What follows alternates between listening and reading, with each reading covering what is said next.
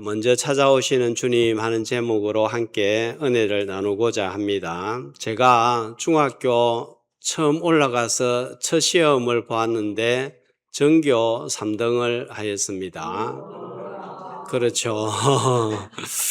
반 3등이 아니고 전교 3등을 하였습니다. 반응이 아주 좋습니다. 근데 아버지가 성적표를 보시고 하시는 말씀이 다른 이야기는 안 하고 다음에는 1등 해야 된다 이렇게 말씀을 하셨습니다. 저는 잘했다고 생각을 했는데 참 수고했다, 잘했다 하는 말씀을 하실 것을 기대했는데 그렇게 말씀하시니까 어린 나이에 힘이 빠졌습니다.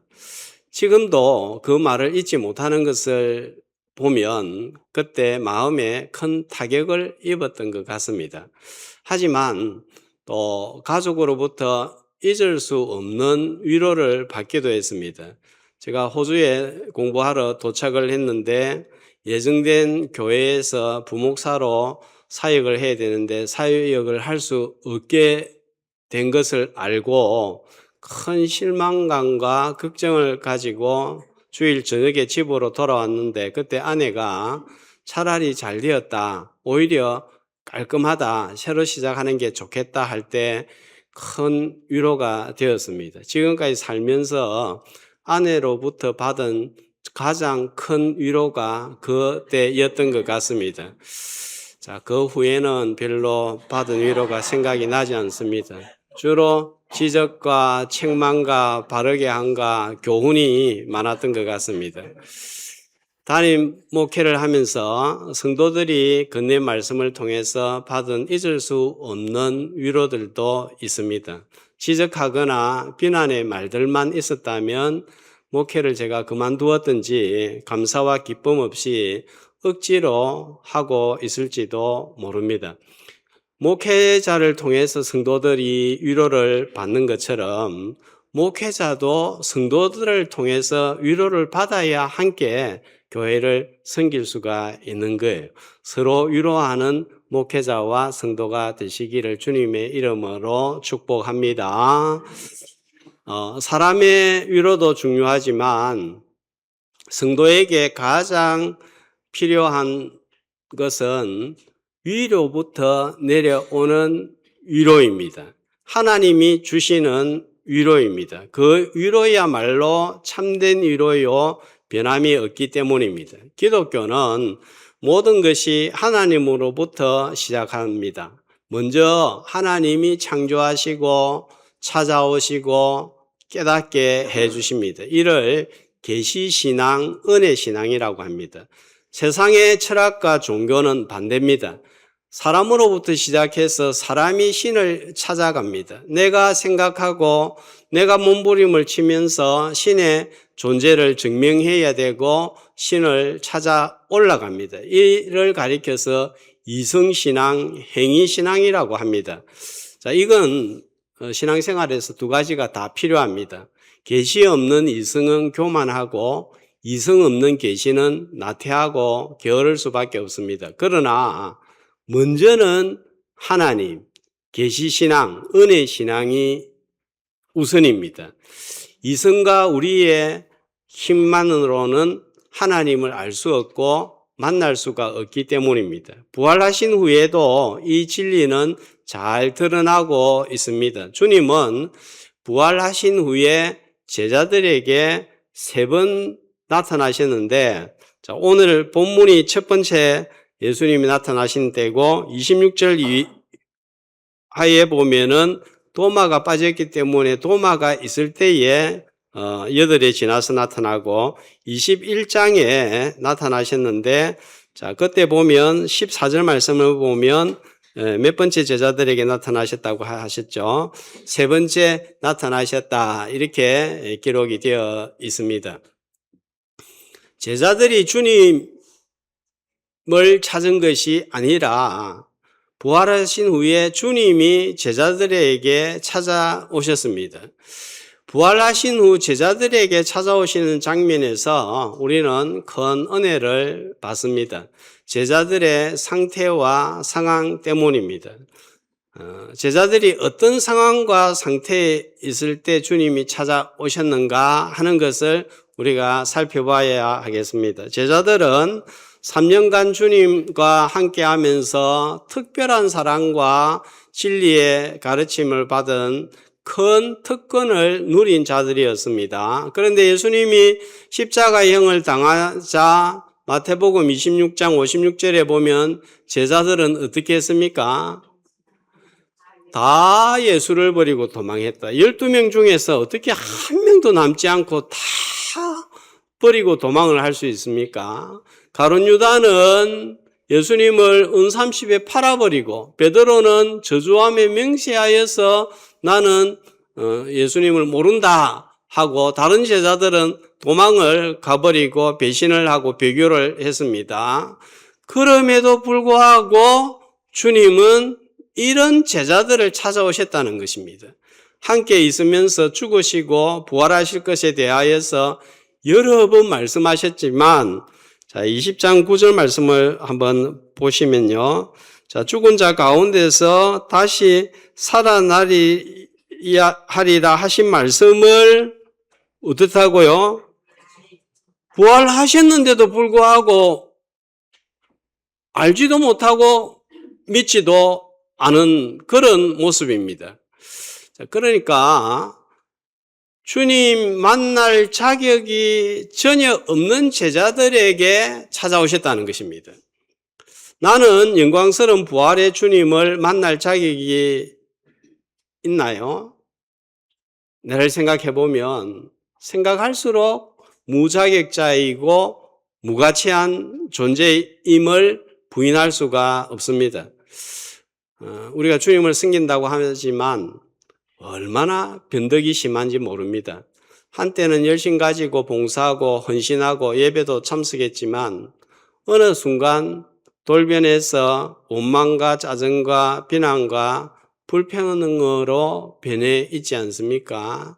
내가 장이었을 때는 열심을 품다가 물러나고 난 다음에는 무관심하고 너희들끼리 잘해라 하는 그런 마음도 있지 않습니까? 자, 이런 우리에게 주님이 찾아오십니다. 지난 한 주간은 또 어떻게 보내셨습니까? 정말 내가 한 주간을 지나면서 나는 지난 한 주간 주님 앞에 정말 잘 살았고 주님 앞에 나는 내세울 것이 있다 하는 그런 일들이 한 가지라도 혹시 있으십니까? 내 자신이 한심하고 무가치하다고 생각드는 순간들이 있지 않나요? 그럼에도 불구하고 나에게 찾아오시는 주님을 만나는 은혜의 복된 시간이 이 시간이 되시기를 주님의 이름으로 축복합니다. 자, 19절에 보면 자, 이들의 현재 상태를 또 알려주고 있습니다. 자, 그들은 어떤 상태입니까? 두려워하고 있을 때 주님이 찾아오셨습니다. 두려워서 그들은 뭘 했습니까? 문들을 닫았다 했는데 원래 의미는 빗장을 질렀다. 문에 빗장을 질렀다. 겁이 나니까 빗장을 지르고 꼭꼭 숨어있는 그런 상태입니다. 자, 이 자리에 참석하고 있지만 어떤 두려움을 가지고 있지 않습니까? 금전, 또 질병, 직장, 인간관계로 인한 두려움, 또 청년들은 공부, 새학기, 또 친구들과의 관계에 대한 두려움이 있지는 않습니까? 또 정신적이고 영적인 두려움, 또 죄책감으로 인한 두려움, 혹시나 이 일을 해서 하나님 앞에서 벌을 받지 않을까 하는 그런 두려움 있지 않습니까? 삶의 문들이 닫혀 주님이 더 이상 찾아올 수 없는 상황처럼 보여도 주님은 굳게 닫혀진 문을 뚫고 찾아오셔서 만나주시는 분인 줄로 믿습니다. 내가 삶의 정상에 있을 때, 승승장구할 때, 내 삶이 고속도로처럼 잘 달리고 있을 때가 아니라 나이가 들고 힘이 없고 손에 쥔 것도 없고 사람들이 알아주지도 않고 찾아주지도 않을 때 주님이 찾아오신다는 사실입니다. 두려워하고 있는 여러분에게 찾아오시는 주님을 꼭 만나는 오늘 예배의 시간이 되시기를 주님의 이름으로 축복합니다.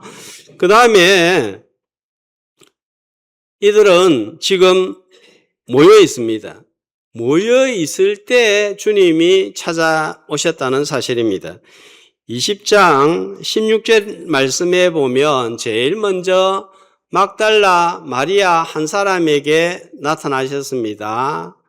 그러나 제자들이 저와 여러분처럼 오늘처럼 주일에 함께 모여 있을 때 찾아오셨다는 사실입니다. 자, 19절 말씀해 보면 주님이 나타나신 때를 시간을 말씀하고 있는데 언제입니까? 안식 후 첫날이면 언제인가요? 바로 오늘 주님의 날 주일이 됩니다.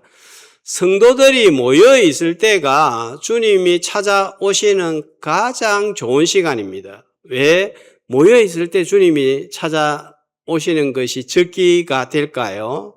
대화의 주제 때문입니다. 같은 마음으로 모였기 때문입니다. 지금 무슨 마음으로 모였습니까? 주님을 예배하고자 하는 같은 마음으로 모여 있는 것입니다. 자, 그들은 모여서 무슨 이야기를 나누었을까요? 사복음서를 종합해 볼 때 막달라 마리아가 처음 부활을 목격하였고 연이어서 다른 여인들 베드로, 엠마오로 가는 두 제자에게 보이신 후에 이들이 모였습니다. 그러면 어떤 이야기 할까요? 모임의 주제는 온통 예수님은 죽으셨는데 부활하셨다. 죽으심과 부활에 관한 주님에 관한 이야기만 오고 갔습니다.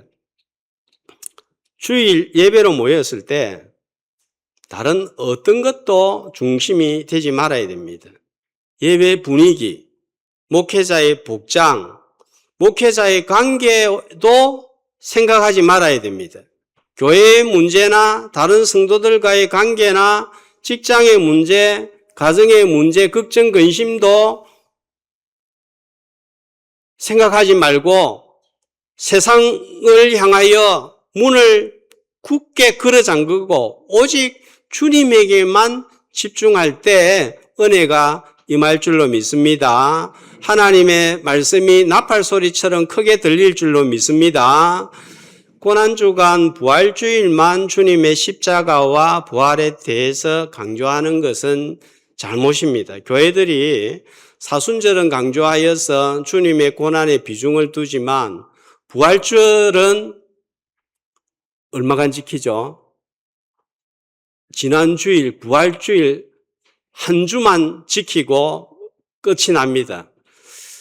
지난 부활주일부터 시작해서 올 달력으로 5월 24일까지 성령 강림주일까지 50일간을 가리켜서 부활절이라고 합니다. 부활주일은 예수님이 부활한 첫 주일을 부활주일이라고 하고 그 다음에 부활절이라고 하는 것은 성령 강림 주일까지의 50일.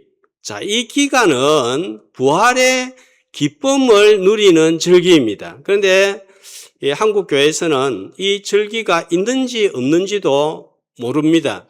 성경에 없는 어린이 주일, 어버이 주일을 지키지 않으면 그에 대해서 설교를 안 하면 큰일 나는 것처럼 반응하지만 부활절은 지키지 않아도 아무 이야기가 없습니다. 이건 교회가 절기의 균형을 잃었습니다. 자, 주보 3면에 나와 있는 대로 십자가의 고난은 40일간 사순절을 지키면서 강조하지만 부활의 기쁨은 단 하루밖에 강조하지 않는 셈입니다. 그래서 올해는 제가 성령 강림 주일까지 부활을 중심으로 가능하면 말씀을 전하고자 합니다. 저의 주장은 사순절, 부활절 상관없이 십자가와 부활은 매주일 강조되어야 되기 때문에 너무 절기에 얽매이지 말고 매 주일이 최고의 절기가 되어야 한다 하는 것입니다. 주님이 주일의 중심이고 중앙에 있어야 합니다. 설교의 중심이고 교제의 중심이고 모든 것의 중심이어야 합니다. 자, 19절 말씀을 다시 보겠습니다. 주님이 찾아오셔서 어디에 서 계십니까? 그들의 가운데 서 계십니다. 자, 마르틴 루터가 목회했던 비텐베르그 시교회의 제단화 다시 한번 보겠습니다. 자, 설교자는 성경에 어디를 펴든지, 자, 그림을 보여주세요. 마르틴 루터가 지금 왼손은 성경에 올리고 오른손으로 누구를 가리키고 있습니까? 십자가에 죽으신 예수 그리스도, 또 흰 천은 부활을 상징을 합니다. 부활하신 예수 그리스도를 가리키고 있습니다. 그러면 회중은, 청중은 무엇을, 누구를 바라봅니까? 마르틴 루터를 바라보고 있는 게 아니에요. 교회 예배당이 어떻는가, 오늘 성도들이 어떻게 앉아 있는가, 옆을 둘레둘레 보는 것이 아닙니다.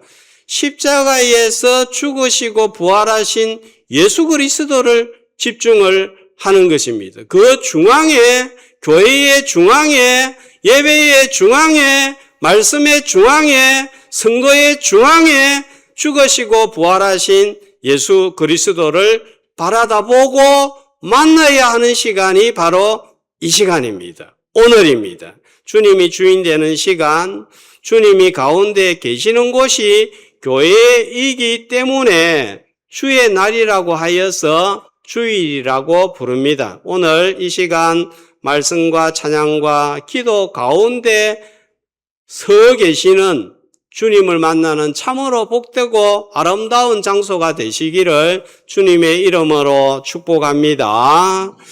자, 그 다음에 주님이 찾아오셔서 모인 제자들에게 무슨 일을 하셨는가 하는 점입니다. 19절에 보면 가운데 서셔서 주님이 하신 일은 무엇입니까? 이르시되 말씀을 하셨죠. 어떤 말씀입니까? 평강이 있을지어다. 또 그 다음에 21절에도 보면 너희에게 평강이 있을지어다. 같은 말씀을 두 번을 하셨습니다. 자, 이 19절의 평강은 하나님과의 평강입니다. 이에 대하여 로마서 5장 1절은 이렇게 말씀하고 있습니다. 같이. 그러므로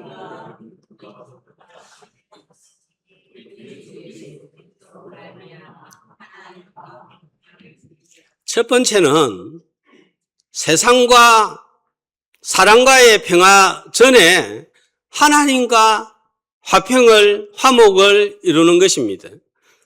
어떤 일을 하여도 하나님과의 관계가 막혀 있으면 마음 한쪽이 텅 비어 있습니다.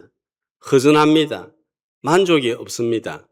세상의 문제는 하나님과 화목하지 못하기 때문입니다. 전쟁이 일어나고 온갖 문제들이 발생합니다. 그래서 하나님 없는 세상은 소망이 없습니다. 하나님의 찾아오실 때에 참 평화가 찾아옵니다. 로마가 팍스 로마나 하면서 평화의 시대를 외쳤지만 로마가 얻은 평화는 칼과 창으로 죽이고 빼앗아서 배불러서 얻었던 거짓 평화입니다. 지금도 우리는 세계에서 벌어지고 있는 전쟁을 통해서 이루어지는 제2의 거짓 팍스 로마나를 확인하고 있습니다. 하나님이 주신 권세를 통치자가 잘못 사용하면 어떻게 되는지 우리는 지금 보고 있습니다. 그 권세를 잘못 사용을 하면 어린아이한테 총과 칼을 준 격이 되고 맙니다. 비극과 참사를 불러올 수밖에 없습니다. 세상, 가정, 직장, 교회 모두 평화를 원하지만 하나님과 먼저 화목이 이루어지지 아니하면 참 평안을 소유할 수가 없습니다. 내가 하나님과 바른 관계를 맺을 때 비로소 평강의 시작이 일어나기 시작하는 거예요. 정말로 하나님과 바른 관계를 맺고 참 평안을 맛보며 교회 생활하는 저와 여러분이 되시기를 주님의 이름으로 축복합니다. 자, 21절 두 번째 평강은 보면 어떤 평강인가 하면 사명과 관련된 평강입니다. 아버지께서 나를 보내신 것 같이 나도 너희를 보내노라 하면서 너희에게 평강이 있을지어다 했습니다. 하나님으로부터 평강을 선물 받은 자는 그걸 내 혼자만 간직하고 있는 것이 아니라 하나님 아버지께서 세상에 평화를 주시기 위해 예수님을 보내신 것처럼 우리는 받은 평강을 흘러 보내야 합니다. 그게 우리가 평강을 얻은 목적이 되는 것입니다. 하나님과 화목하게 된 자는 반드시 사랑과도 평화를 누리게 되어 있습니다. 하나님을 사랑하면 옆에 있는 사람을 사랑하듯이 하나님과 화목한 자는 옆에 있는 성도와 옆에 있는 이웃과 화목하게 되어 있습니다. 하나님과 화목하기 위해서 다른 사람들과 화목해야 하는 것은 아닙니다. 그러나 하나님과 화목한 자라면 다른 사람들, 옆에 성도들과 화목하게 지내는 것으로 나타나야 한다는 거예요. 이게 거꾸로 되면 종교생활을 하는 것이고 율법주의가 되는 것입니다.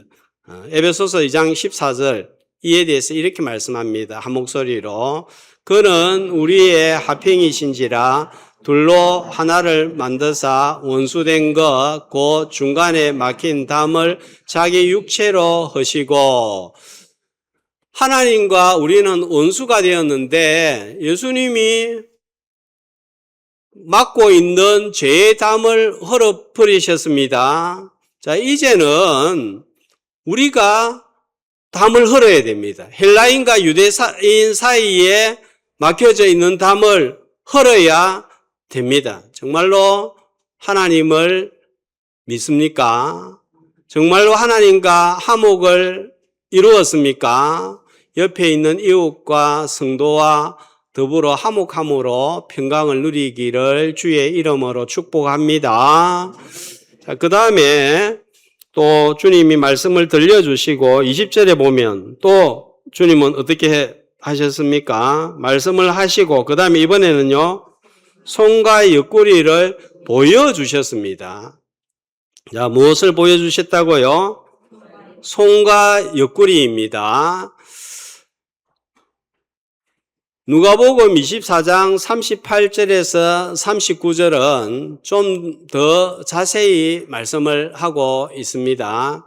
자, 여기에서는 보니까 제자들을 향하여서 내 손과 자, 보여주세요. 발을 보고 나인 줄 알라 한 단계 더 나갑니다. 뭐라고 그럽니까? 나를 만져보라 하셨습니다. 자, 만져보았을까요? 안 만져보았을까요? 자, 그거는 이제 다음 주에 한번 생각해 보겠습니다. 제자들은 못자국 난 손과 발, 본문에서는, 요한복음에서는, 창에 찔린 허리를 보았습니다. 그렇지만, 염증도 없고, 아프지도 않는 새로운 몸이었습니다. 들려주시는 것도 모자라서 보여주심으로 부활을 확신하게 하였습니다. 살아계실 때 말씀으로 들려주시고 기적과 이적으로 보여주셔서 주님이 어떤 분이신가를 제자들에게 계시한 것처럼 부활 후에도 평강이 있을지어다 말씀으로 들려주시고 부활하신 몸을 보여주심으로 믿음을 견고하게 해주셨습니다. 들리는 말씀과 더불어서 정말 부활이 2000년 전에만 있는 것이 아니라 오늘 내 삶의 바닥에서 끌어올리시는 주님을 만나고 체험함으로 부활의 주님을 확신하는 저와 여러분 되시기를 주님의 이름으로 축복합니다. 주님이 찾아오셔서 평강을 주셨지만 우리는 하나님과 제대로 된 평강을 누리지 못하고 그 결과 사랑과도 화목을 이루지 못하고 예수 믿지만 원수처럼 지내기도 하고 누군가와 불편한 관계 속에서 살아가기도 합니다. 주님은 이런 제자들의 연약함을 너무 잘 아시기 때문에 이를 극복할 수 있는 선물을 주셨습니다. 자, 2절에 보면 22절에 보면 제자들이 받은 선물이 무엇입니까? 성령을 받으라 하기 전에, 성령을 선물로 주시기 전에, 자, 예수님은 어떻게 하셨습니까?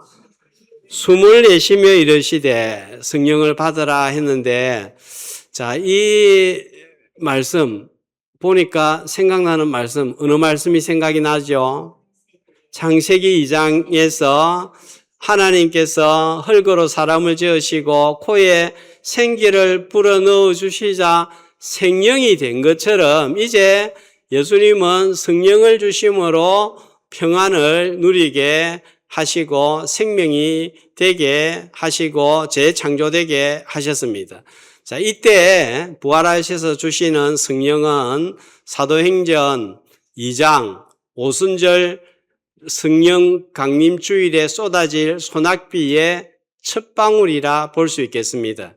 하나님과 화목하게 되었지만 참된 평안을 누리지 못하는 이유는 보혜사 성령님의 도움을 받지 않고 내 생각대로, 내 본성대로, 내 의로 살기 때문입니다. 성령께서 나를 지배할 때에 참 평안을 얻을 수 있습니다.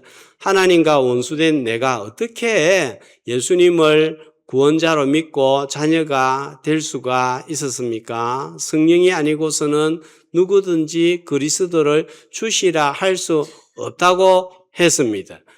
마찬가지로 모든 이웃과 성도와 가족과 더불어 화목하게 지내면서 평안을 맛보기 위해서 절대로 내 본성 가지고는 못합니다.